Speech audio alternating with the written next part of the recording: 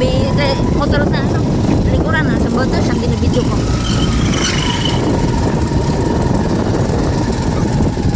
Wah! Soltero na gud si Papa. Ay, hindi kita ni kaagi.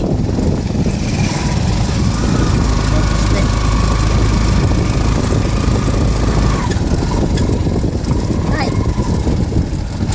sus. Tuod na. Away na dyan kayo ni kurinte. Na ini. Away na kayo. Inis na. Na ini.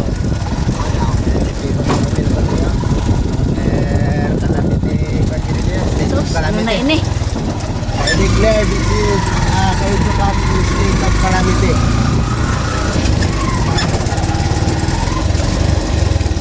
Ano matuod niya? Pangapay ginawa. Guys, dito na tayo sa Barangay Tagalos at Pangapay gid matuod. iniwan ng bagyong utong.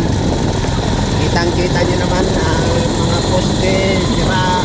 Mga yan, nakatibakwahan, hindi pa naayos ng gobyerno kasi marami pa silang ayusin. Hintay-hintay lang tayo kasi tagal-tagal pa ito guys. Matuod.